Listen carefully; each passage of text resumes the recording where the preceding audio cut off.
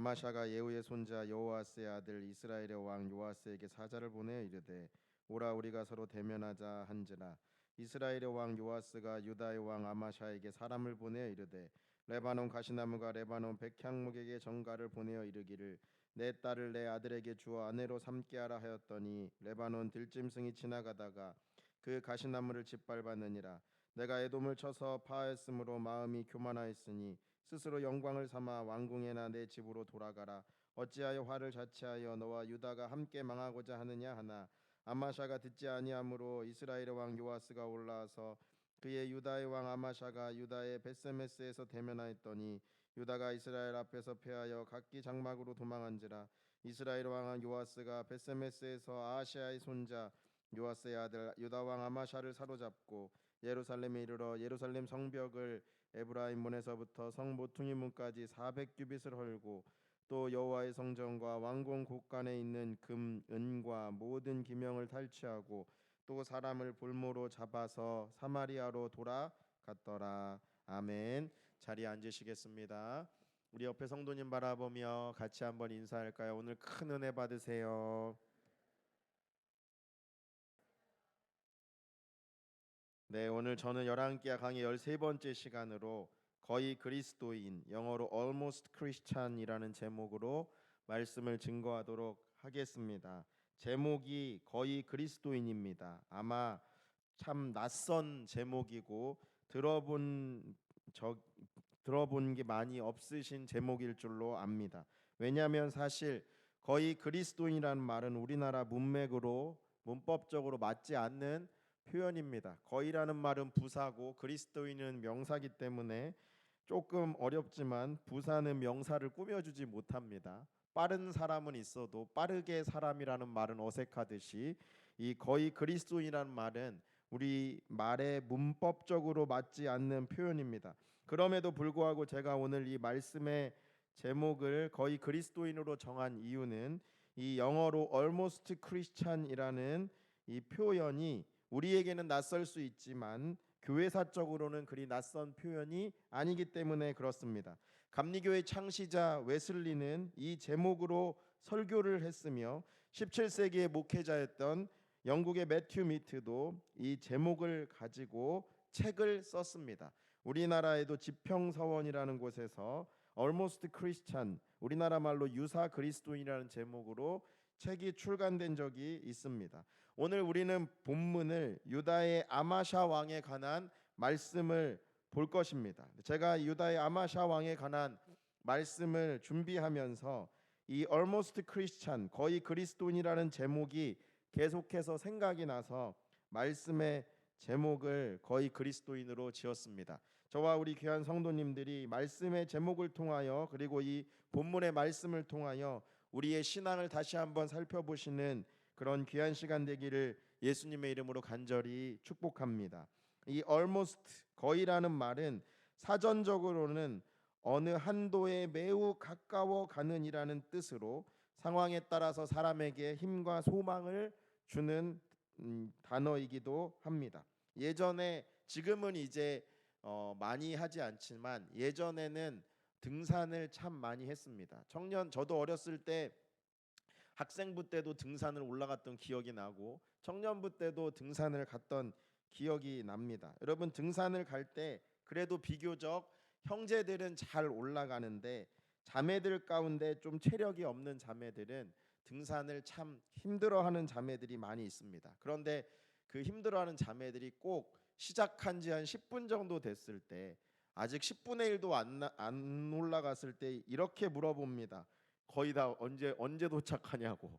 이제 시작인데 언제 도착하냐고 하면 대부분의 형제들은 이렇게 말합니다. 거의 다 왔다고. 여러분 10분의 1밖에 안 올라왔음에도 왜 한참 남았다는 표현을 쓰지 않고 거의 다 왔다라는 표현을 쓸까요?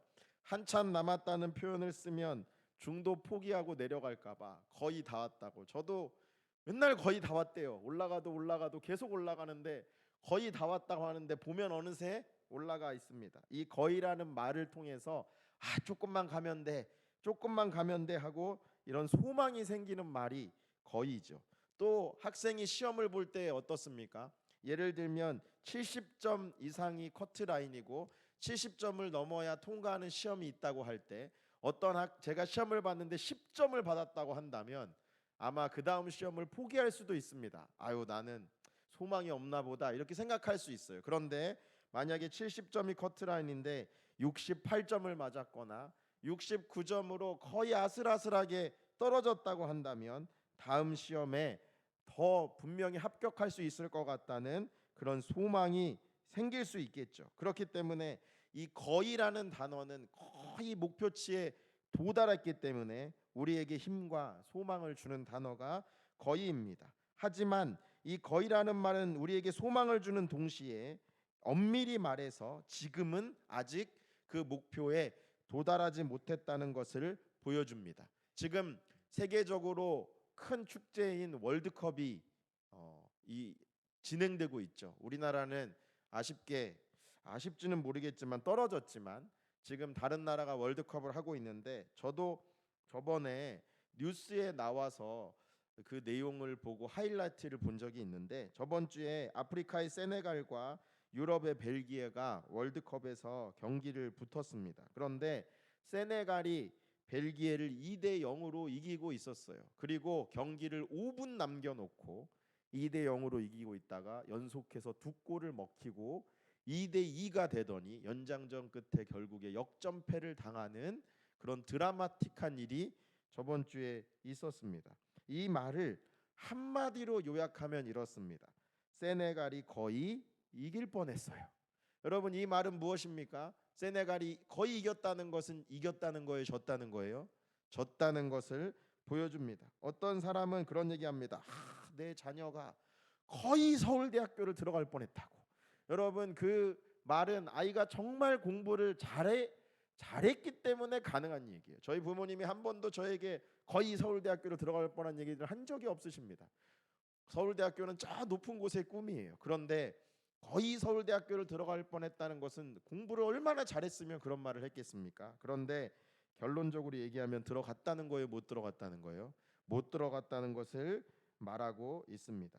여러분, 거의 그리스도인도 마찬가지입니다. 그들은 불신자가 아닙니다. 그들은 오히려 그리스도인이 될 뻔한 사람들이었기 때문에 실제로 예수님에 대해서 관심이 아주 많았던 사람입니다. 성경에 보면 거의 그리스도인들이 수많이 등장합니다. 은사를 풍성히 경험하기도 하고, 가룟 유다를 보십시오. 그는 귀신을 쫓아내고 예수님의 12제자 안에 드는 사람이었습니다. 방대한 성경에 지식이 있었고 하나님의 큰 일을 행했던 사람들도 있었습니다. 데마와 같은 경우는 바울과 함께 감옥에 가서 그리스도를 위한 고난도 당하고 정말로 많은 하나님께 헌신을 했던 사람들입니다. 여러분, 우리가 방금 전에 말씀 전에 찬양을 불렀지만 내 안에 부어 주셔서 성령의 뜨거운 이 기름의 성령을 부어 달라고 하는 것은 사실 열처녀 비유에 나왔던 것을 모티브로 지어진 찬양입니다. 여러분, 열처녀를 보십시오. 불신자들이 아닙니다. 미련한 5처녀도 등불을 들고 신랑 되신 예수님의 재림을 기다렸던 신실한 성도들이었습니다. 그런데 그들은 결국에 천국에 들어가지는 못했습니다. 많은 성경뿐만 아니라 우리 주위의 많은 사람들이 천국의 좁은 길을 같이 걸었던 사람들이 바로 거의 그리스도인이었습니다. 지금 수많은 사람들이 바깥에서 예수님을 믿지 않는 채 지옥으로 향해 달려가고 있습니다. 우리의 인생이 그냥 가만히 있는 것처럼 보이지만 우리는 항상 움직이고 있습니다. 여러분, 차가 부산으로 갈 때도 그냥 가는 것처럼 보이지만 어느 방향을 향해 달리고 있는 것처럼 우리의 인생도 다 달려가고 있습니다. 그런데 우리의 인생이 나이만 한 살 한 살 먹어가는 것이 아니라 대부분의 인생이 지옥을 향해 지금 열심히 뛰어가고 있습니다. 많은 사람들이 보이지 않는 이 지옥을 향해서 달려가고 있을 때에 거의 그리스도인들은 지옥을 향해 달려가는 것이 아니라 천국문을 향해 달려가는 사람들이 거의 그리스도인입니다. 그런데 거의 그리스도인은 결국에 천국문에는 들어가지 못하는 사람들이 거의 그리스도인입니다. 즉 지옥을 향해 달려가는 사람이나 거의 그리스도인이나 방향은 다른 것처럼 보이지만 그들의 목적지는 결국에 지옥으로 떨어지는 동일한 사람들이 거의 그리스도인인 것을 볼 수가 있습니다. 우리 사랑하는 성도님들, 오늘 본문의 아마샤 왕이 바로 그런 사람 중에 한 사람입니다. 아마샤의 아버지는 우리가 몇 주 전에 살펴본 유다의 요아스 왕입니다. 할머니 아달랴가 다 쿠데타를 일으켜 자기 손자들을 다 죽일 때에 그 고모와 고모부의 도움을 받아서 이 요아스가 한 살 때에 극적으로 구출을 받고 이 7년 동안 숨겨 있다가 7살 때 극적으로 왕이 돼서 여호야다가 살아 있을 때까지는 하나님을 잘 섬겼던 왕이 바로 요아스 왕입니다. 그러다가 고모부인 여호야다가 죽자 하나님께 배교하고 심지어 자신의 생명의 은인인 고모부의 아들인 스가랴를 돌로 쳐 죽이는 아주 패륜적이고 배은망덕했던 사람이 요아스 왕인데, 그 요아스 왕의 아들이 바로 오늘 성경에 우리가 본 아마샤 왕입니다. 그런데 이 아마샤가 언제 태어났냐면 요아스가 대략 16살 때 낳은 아들이 아마샤입니다. 그래서 이 요아스가 16살 때 아이를 낳았는데 그때 당시만 해도 아버지인 요아스가 신앙적으로 아주 믿음적으로 잘 신앙생활을 하고 있었기 때문에 아마샤는 이 어렸을 때부터 신앙의 교육을 잘 받으면서 자라났을 것입니다. 아마샤의 신앙의 모습을 보면 신앙의 배경에서 자랐을 뿐만 아니라 율법도 꽤 잘 지키는 신앙인이었던 것을 볼 수가 있습니다. 아버지가 하나님께 불순종하고 패악한 행위를 하다가 신하들에게 암살당했어요. 그리고 나서 아들인 이 아마샤가 왕위에 올랐는데, 보통 왕위에 오르면 제일 먼저 해야 되는 게 뭐죠?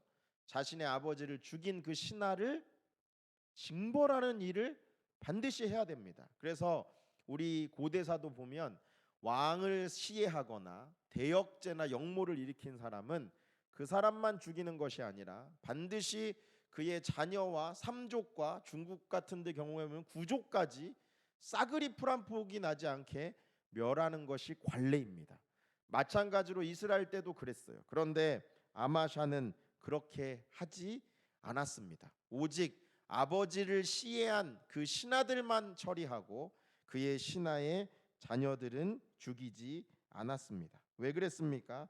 바로 14장 6절에 보면 그 이유가 나오는데, 왕을 죽인 자의 자녀들은 죽이지 아니하였으니 이는 모세의 율법책에 기록된 대로 하기 위해서라고 말씀하고 있습니다. 모세의 율법책에 보면 아버지의 죄로 말미암아 자녀를 죽이지 말고 자녀의 죄로 말미암아 아버지를 죽이지 말며 오직 그 당사자만 죄를 담당하라고 하는 그 모세의 율법을 잘 지키기 위해서 아마샤 왕은 자기 아버지를 죽인 신하만을 죽이는 그런 일을 했습니다. 즉 아마샤는 신앙의 배경에서 자랐을 뿐만 아니라 율법도 잘 지키는 사람이었던 것을 볼 수가 있습니다. 뿐만 아니라 7절에 보면 에돔을 수복했다는 내용이 기록되어 있는데, 이 내용이 역대하에 조금 더 자세히 기록되어 있습니다.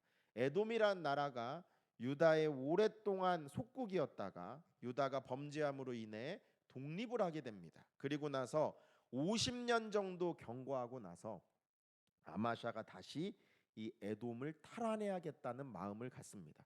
그는 게으른 왕이 아니었습니다. 그는 나라를 사랑하는 왕이었고 유다를 위해 최선을 다하는 왕이 아마샤였던 것을 볼 수가 있습니다. 그리고 이 에돔을 탈환하려면 군사가 있어야 될 거 아니에요. 그래서 자신의 군사 30만 명과 함께 이것도 모자라서 북이스라엘의 용병을 10만 명을 돈을 주고 사옵니다.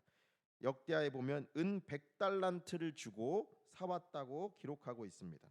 은 100달란트가 지금 시세로 말하면 노동자가 3,300년 동안 버는 돈이 은 100달란트입니다. 그냥 대략적으로 약 1,000억 원 가까이 되는 그 정도의 금액이 은 100달란트의 금액입니다. 아주 쉽게 설명하면 아마샤가 밑에 나라 에돔을 치기 위해서 북이스라엘에 천억을 주고 용병을 사와서 전쟁을 나가는 것입니다. 그런데 전쟁을 가고 있는 중에 하나님의 사람이 아마샤를 만나서 얘기합니다. 너 북이스라엘은 우상 숭배하는 나라 아니냐? 그 나라의 군사들을 돈을 주고 사와서 전쟁하면 하나님이 기뻐하지 않으신다. 그들을 돌려보내라. 그리고 너희 힘으로 싸우면 하나님께서 승리를 주실 것이라고 말합니다. 그때 아마샤가 쉽게 말씀드리면 이렇게 얘기하죠. 아니 내가 지금 천억 주고 이걸 사왔는데 돌려보내면 내 천억이 그냥 날아가는 거잖아요. 이 손실을 어떻게 감당할 겁니까? 그럴 때 하나님의 사람이 하나님께서 그보다 더 큰 금액으로 보상해 주시겠다고 하나님을 신뢰하라고 말합니다. 여러분이 사업을 하신다고 생각을 해봅시다. 퇴직금을 다 모아서 몇 억 주고 사업을 차리셨는데 어느 날 이제 개업 신방을 하려고 하는데 제가 가서 여러분에게 이거 하나님이 안 기뻐하시는 것 같으니까 그냥 처분하시라고 이렇게 하면 어떻게 하시겠습니까? 많은 경우에 시험에 들거나 아주 마음이 어려워질 겁니다. 저도 쉽지 않을 것 같아요. 왜 그렇습니까? 큰 거금에 드는 돈을 들여서 내가 뭔가 해보겠다고 했는데 차라리 좀 미리 말씀해 주시지. 다 돈을 지불하고 나서 했는데 하나님의 사람이 안 된다고 하면 그 손실이 발생하잖아요. 마음이 순종하는 게 쉽지가 않아요. 그런데 성경에 보면 아마샤가 하나님의 말씀에 순종하여 그 천억의 돈을 포기하고 지불하였음에도 불구하고 용병을 돌려보내는 일을 행합니다. 여러분 그리고 나서 에돔을 무찔리는 하나님의 은혜를 경험하게 되는 거죠. 아마샤의 모습을 지금 시대로 묘사해 보면 믿음의 가문에서 태어나 율법을 아주 잘 지키는 그런 사람이었고 자기 맡은 일에도 성실히 했던 사람이고 때로는 엄청난 손해를 보더라도 하나님께 순종해서 하나님의 은혜까지 경험한 정말 어떻게 보면 괜찮은 그리스도인이 바로 아마샤였습니다. 이런 사람이 있으면 사위 삼고 싶겠죠. 정말 이런 사람이 바로 아마샤였습니다. 그런데 성경의 모습을 살펴보면 이런 믿음의 사람처럼 보이는 아마샤가 진짜 그리스도인이 아니라 거의 그리스도인이었던 사람인 것이 드러납니다.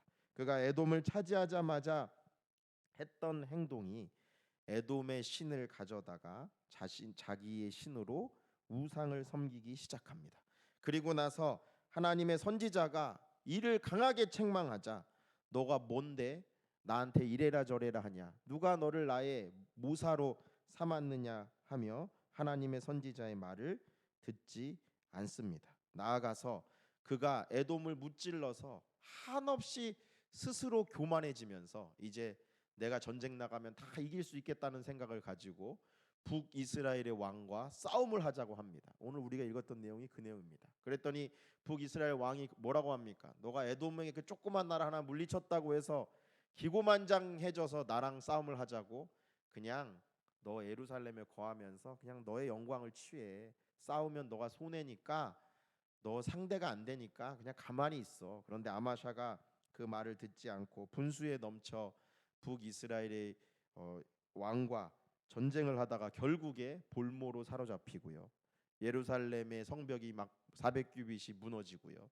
그리고 성전의 기물들을 다 탈취당하게 되고 나중에는 아버지와 같이 신하에 의해서 암살당하는 비참한 모습으로 끝나는 것이 바로 아마샤 왕이었습니다.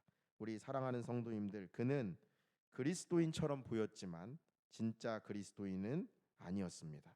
거의 그리스도인이었던 사람이 바로 아마샤였습니다. 여러분 우리는 계속해서 11기의 왕들의 이야기를 살펴봅니다. 왕들의 이야기를 보면 다윗 왕도 있고 앞으로 살펴볼 히스기야 왕도 있고 요시야 왕도 있고 정말 하나님을 신실하게 섬기는 왕들이 있었습니다. 그런데 그 왕은 소수예요. 반대로 므낫세와 같이 아하스와 같이 정말로 하나님 보시기에 악한 왕도 있습니다. 그런데 그 왕도 소수였습니다. 대부분의 왕들은 하나님을 잘 섬기기도 하지만 또 어떻게 보면 하나님을 잘 섬기지 않는 것처럼 보이고 쉽게 말씀드리면 그리스도인 것 같은데 자세히 보면 그리스도인이 아니고, 그리스도인이 아닌 것 같은데 자세히 보면 또 그리스도인인 것 같은, 이것도 아닌 저것도 아닌 거의 그리스도인의 모습을 가진 왕들이 가장 많았다는 사실입니다. 여러분, 우리가 학창 시절만 돌아봐도 그렇지 않나요? 제가 여기 지금은 이제 이사를 했지만 성남 동중을 나오고 또 풍생고등학교를 나왔는데요. 학교에 반에 50명 정도 됐습니다. 그러면 반 50명 중에서 정말 소수는 공부를 잘해요. 공부를 잘하는 애는 소수입니다. 아니, 얘가 문제 냈나 할 정도로 공부를 잘하는 애들이 저희 반에도 있었습니다. 수능 400점 만점에 모의고사를 보면 396점 이렇게 받는 애도 있었어요. 그럼 애들이 이거 문제 너가 냈냐 할 정도로 공부를 잘하는 애들이 있어요. 여러분, 반대로 또 이게 학교 가운데 이게 정말 100점 만점에 한 2점, 4점 이런 아이들도 있습니다. 그런 아이들은 또 해맑아요. 2점, 4점이어도요 인생에 거리낌이 없고 평안합니다. 왜 그렇습니까? 공부를 내려놓은 아이들이 있습니다. 그런 아이들도 많지는 않습니다. 소수가 있습니다. 대부분의 학생들은 보면 공부를 잘하는 것도 아니고, 저도 그랬어요. 못하는 것도 아니고, 어떨 때 보면 공부를 잘하는 것처럼 보였다가 어떨 때 보면 또 공부를 안 하고 있는 애매한 학생들이 가장 많았습니다. 여러분, 교회 안에서도 마찬가지입니다. 우리 하나님 보시기에 우리 신앙의 모습도 마찬가지입니다. 우리가 다윗과 같고 우리가 히스기야 같고 우리가 아브람과 같다고 생각하지만 하나님 보시기에 다윗과 같고 아브람과 같은 사람은 소수에 불과합니다. 여러분, 왜 오죽하면 하나님께서 구원받는 자가 극히 적다고 하셨습니까? 그만큼 진실되게 하나님을 섬기는 자의 숫자가 적습니다. 그리고 반대로 므낫세와 아하스처럼 정말 악한 사람도 교회 안에 그렇게 많지 않습니다.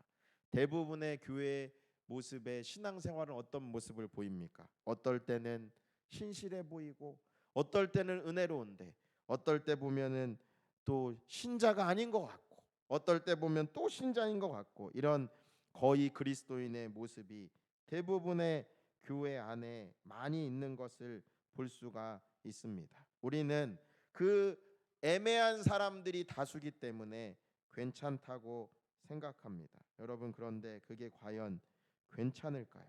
오늘 우리는 이 말씀을 통해서 다시 한번 우리의 신앙을 살펴봐야 될 줄로 믿습니다. 거의 그리스도인의 여러 특징이 있습니다. 그런데 거의 그리스도인의 가장 큰 특징이 무엇일까요? 바로 아마샤의 신앙을 보면 그는 자기를 사랑하는 사람이었습니다. 뭐 봉사하고 충성하고 율법 행하고 이런 게 중요한 게 아니에요. 신앙은 결국에 본질을 들어가 봐서 하나님을 사랑하느냐, 자기 중심의 신앙생활을 하느냐, 이걸 보면 그가 진짜 그리스도인인지 가짜 그리스도인지를 바로 알 수가 있습니다. 많은 사람이 예배와 봉사를 하고 충성을 하고 교회를 나옵니다. 그리고 그것이 마치 하나님을 위해서 하는 것처럼 보이지만 사실은 자기를 위해서 하는 것이 많이 있습니다. 이런 사람들은 일시적으로 목회자의 말씀에 순종도 합니다. 그리고 그에 따른 능력도 경험하기도 합니다. 그러나 결론적으로 가면 그는 자신의 이익을 위해서 움직이는 사람들입니다. 자기의 마음에, 자기의 자아에, 자기의 감정이 주가 되는 사람들입니다. 때로는 자기의 감정에 거슬려서 하나님께서 순종하라고 하면 거의 그리스도인들은 순종하지 않습니다. 왜냐하면 하나님보다 자기의 생각과 자기의 의지와 자기의 감정이 더 중요하기 때문에 그렇습니다. 그렇기 때문에 거의 그리스도인의 특징은 그들은 신앙의 성장에 전혀 관심이 없습니다. 그리스도인의 완전으로 나아가려고 하지 않습니다. 왜 그렇습니까? 하나님 중심으로 사는 사람들은 하나님께서는 우리에게 항상 말씀하시는 게 있습니다. 내가 완전하니 너희도 완전하라. 내가 거룩하니 너희도 거룩하라. 내가 너희를 그 정도 수준에서 그렇게 비참하게 신앙생활하고 예수 그리스도를 통해 부른 게 아니다. 너에게 무한한 복락이 있고 너희는 그렇게 쓰임받은 존재가 아니니 거룩한 삶을 살아 천국의 삶을 누리기를 기뻐하시는 하나님이십니다. 하나님께서는 우리에게 무궁한 선물을 가지고 계시는 하나님이신 줄로 믿으시기를 바랍니다.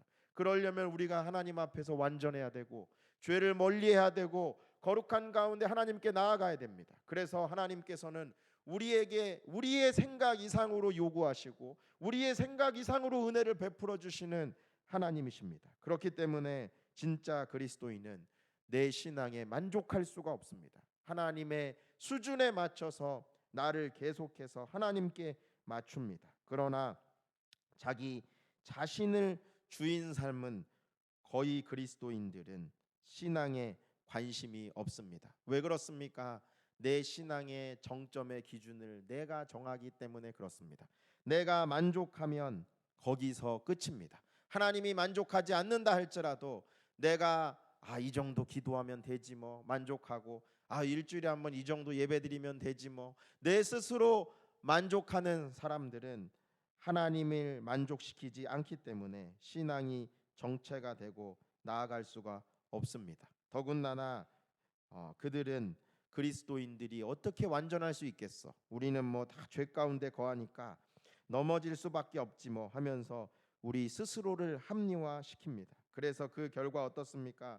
3절에 14장 3절의 모습처럼 아마샤가 여호와 보시기에 정직히 행하였으나 그의 조상 다윗과는 같이 행하지는 않는 것입니다.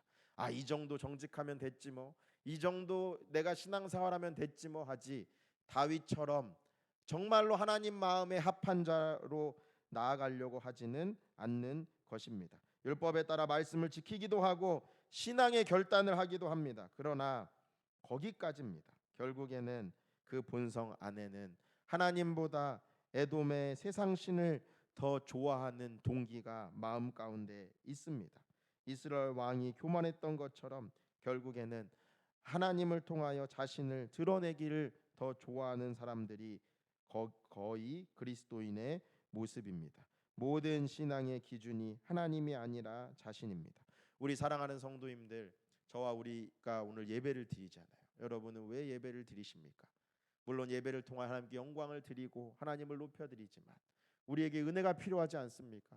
하나님이 우리에게 요구하시는 높은 수준이 있고 우리는 하나님을 닮아가며 더 사랑하고 싶은데 우리 안에는 여전히 죄성이 있고 우리는 부족해서 정말로 은혜가 필요하고 이 은혜를 통해서 하나님께 나아가고자 하는 열망이 예배인 줄로 믿으시기를 바랍니다. 주님, 저는 더 하나님 앞에 성령으로 주님과 가까워지기를 원합니다.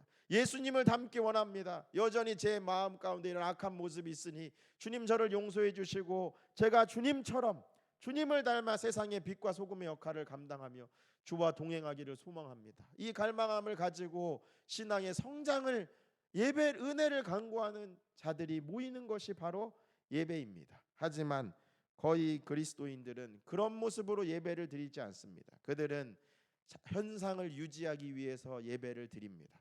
여기서 예배를 드리지 않는다면 내 신앙이 더 떨어지니까, 내 신앙이 더 불신자의 소리를 듣고 너는 그리스도인인데 왜 그 정도밖에 안 되냐는 그런 말을 내 양심을 달래기 위해서 신앙생활을 합니다.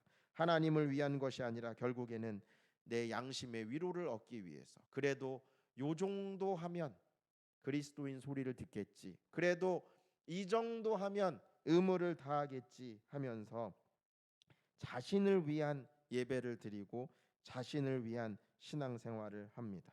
그런데 우리 사랑하는 성도님들, 사실 말씀을 전하는 저나 듣는 우리 마음 가운데 거의 그리스도인의 모습이 많이 있지는 않은지요. 우리는 그런데 이것을 가볍게 생각하는 경우가 많이 있습니다. 그런데 여러분, 거의 그리스도인을 가볍게 생각해서는 안 됩니다.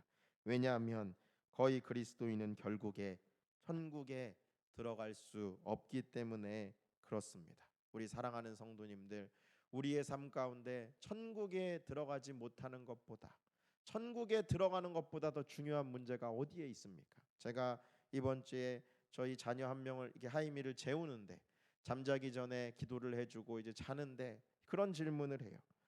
아빠 지옥에 가면 못 나와요? 물어보더라고요. 진짜 지옥에 한번 들어가면 못 나와요? 여러분, 제가 그거에 대한 답변을 해주면서 참 그런 게 감사한 것 같아요. 돌아보면서 저를 한번 생각해 봅니다.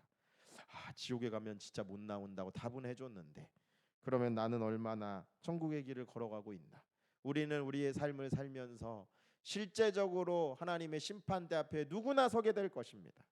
그러면 불신자의 모습이나 신자의 모습이나 거의 그리스도인의 모습으로 서게 될 것입니다.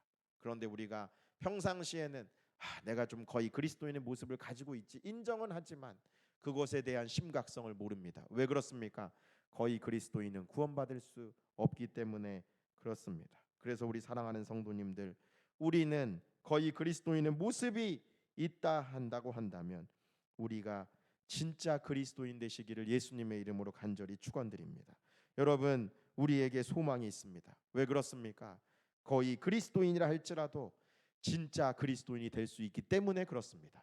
성경은 그 방법을 뭐라고 말씀합니까? 바로 하나님의 유일한 아들이신 독생자 예수 그리스도를 믿고 회개하고 진실로 만나 회심하기만 하면 우리는 거의 그리스도인이 진짜 그리스도인이 될 수가 있습니다. 예수님의 제자들을 보십시오. 그들은 배를 버렸습니다. 가족들을 버렸습니다.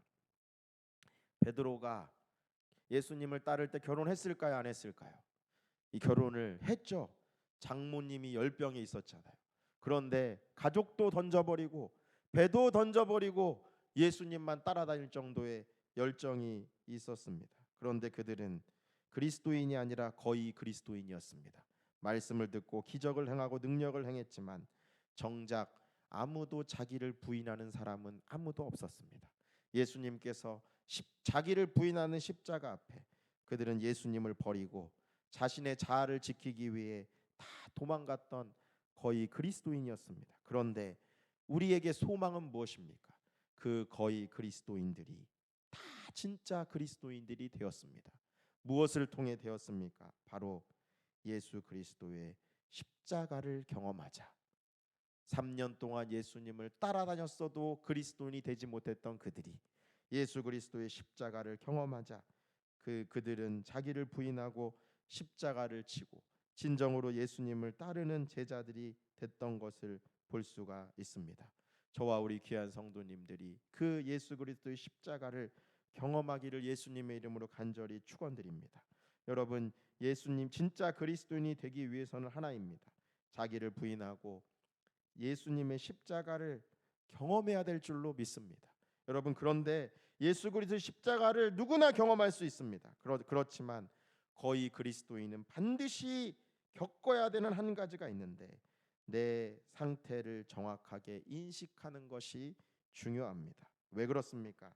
차라리 불신자는요, 내가 죄인인 걸 알고 예수님의 십자가를 붙듭니다. 하지만 거의 그리스도인들이 무서운 것은 내가 신앙생활을 거의 다 해 그리스도인까지 거의 왔기 때문에 뭔가 이루었다고 착각하며 정작 예수 그리스도의 십자가를 의지하지 않습니다.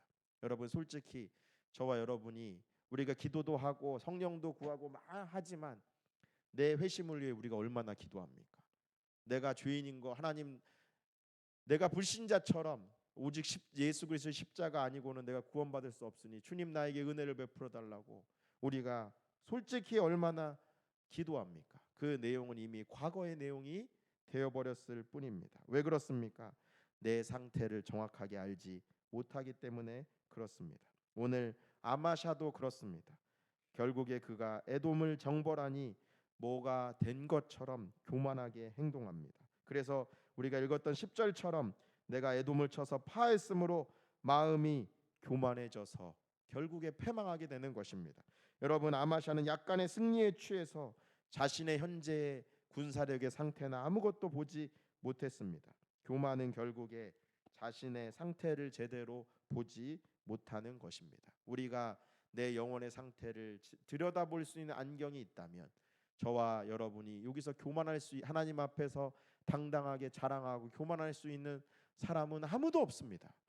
죄인일 뿐입니다. 은혜에 감격할 뿐입니다. 부스러기와 같은 은혜만 주셔도 좋으니 하나님 나에게 은혜를 베풀어 달라고 간절히 내 영혼을 놓고 기도하게 될 것입니다. 그런데 우리는 거의 그리스도인의 모습이기 때문에 내 상태를 보지 못할 때가 있습니다. 사랑하는 성도님들, 99%까지 그리스도인이 되는, 99%의 거의 그리스도인이 100%의 완전한 그리스도인이 되기 위해서는 어떻게 해야 될까요? 많은 사람들이 그 부족한 거의 다 왔으니까 1%를 올리려고 노력을 합니다. 내가 1%만 더 기도하고 내가 1%만 더 애쓰면 100%의 완전한 그리스도인이 될 거라고 생각합니다. 그런데 그것은 착각입니다. 99%의 그리스도인이 100%의 그리스도인이 되기 위해서는 1%를 놓고 간절히 애쓰는 것이 아니라 여러분이 가지고 있던 99%를 내려놔야 될 줄로 믿습니다. 99%를 내려놓고 낮고 낮은 자리에 가서 나는 하나님 아무것도 아니니 오직 십자가만이 나를 구원할 수 있다고 겸비하게 예수 그리스도의 십자가를 붙드는 자가 100%의 그리스도인이 될 줄로 믿습니다.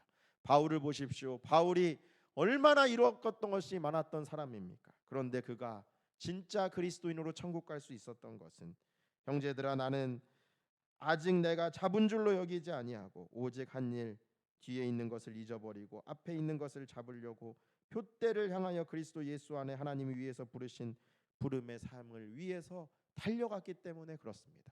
바울은 그가 일어났던 1차 전도여행, 2차 전도여행, 3차 전도여행, 수많은 기적과 능력들, 그런 것들로 내가 나를 위안 삼지 않았습니다. 그의 고백은 무엇입니까? 나는 죄인 중에 괴순이라.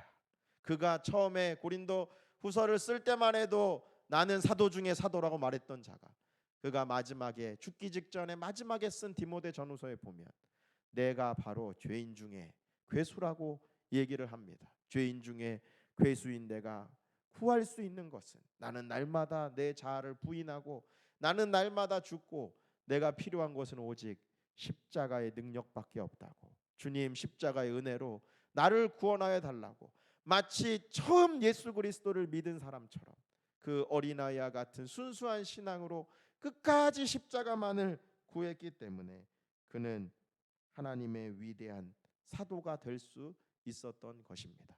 우리 사랑하는 성도님들, 여러분의 맡은 직분, 여러분의 경력, 여러분의 신앙의 지식, 이런 것들이 우리의 삶에 도움은 될 수 있어도 이것이 우리를 그리스도인으로 만들어 주지는 못합니다. 진짜 그리스도인은 무엇입니까? 날마다 기도하며 내 죄를 깨닫고 예수 그리스도의 십자가를 붙드는 자가 진정한 그리스도인입니다. 우리 사랑하는 성도님들, 말씀을 마치도록 하겠습니다. 요한복음에 보면 니고데모가 나옵니다. 그는 거의 그리스도인이었습니다. 99%의 그리스도인이었습니다. 그는 목회자였고, 그는 바리새인이었고, 그는 율법에 정통하였고, 그는 율법을 지켰고, 그는 하나님의 나라에 관심이 많았던 거의 천국문 앞에 이른 그리스도인이었습니다. 그런데 예수님께서 그가 일어났던 99%에 아무것도 인정해 주지 않으셨습니다. 너는 유대의 관원이고, 쉽게 말씀드리면 너는 목사인데 너는 왜 거듭남을 모르느냐고, 오히려 니고데모가 일어났던 99%는 주님께 인정받은 것은 단 1%도 없고, 오히려 그의 구원의 짐이 되고 있고 구원을 막고 있는 벽에 불과했습니다. 그런데 주님께서 그 니고데모에게 보셨던 것은 그가 관원이고 그가 일어났던 것이 아니라 그가 영혼을 갈망하고 밤에 위험을 무릅쓰고 자신의 직분이 흔들릴 것도 그런 위험을 무릅쓰고 주님 앞에 나왔다는 사실입니다. 그리고 겸비하게 그가 도대체 구원은 무엇입니까? 거듭남은 무엇입니까? 그가 예수 그리스도를 붙들었기 때문에 그는 결국에 진짜 그리스도인이 되는 사람이 되었습니다. 우리 사랑하는 성도님들, 우리는 지금 다 교회에 앉아 있습니다. 그런데 우리가 교회에 앉아서 모든 성도님들이 저를 포함해서 다 진짜 그리스도인이 되어서 천국에 가고 하늘의 영광을 누리면 얼마나 좋겠습니까? 여러분, 그런데 우리의 삶에 그렇다는 보장이 없습니다. 저도 그렇고요. 여러분도 그렇습니다. 우리가 교회에 나와 예배를 드리며 정말로 천국 문 앞에까지 가 하늘의 은사를 맛보고 지옥에 떨어진다고 한다면 그것만큼 비참한 것이 어디 있겠습니까? 저와 우리 귀한 성도님들이 정말로 예수 그리스도를 진실로 믿는 저와 귀한 성도님들 되시기를 예수님의 이름으로 간절히 축원드립니다. 그러려면 우리가 날마다 예수 그리스도의 십자가 앞에 나아가야 됩니다. 가장 낮은 자리에 앉아서 마치 내가 불신자인 것처럼, 내가 그리스도의 능력 아니고는 죽을 수밖에 없는 죄인이라는 것을 주님 앞에 고백하며 날마다 내 자아를 부인하고 예수 그리스도의 십자가를 의지하게 되면 우리는 어느새 진짜 그리스도인의 높은 곳에 있을 줄로 믿습니다. 저와 우리 귀한 성도님들이 오늘도 그 예수 그리스도의 십자가의 은혜를 경험합시다. 십자가의 은혜는 밖에 예수님을 믿지 않는 불신자들에게 필요한 게 아니라 교회 안에 있는 저와 여러분에게 필요하다는 사실을 기억하시기를 바랍니다.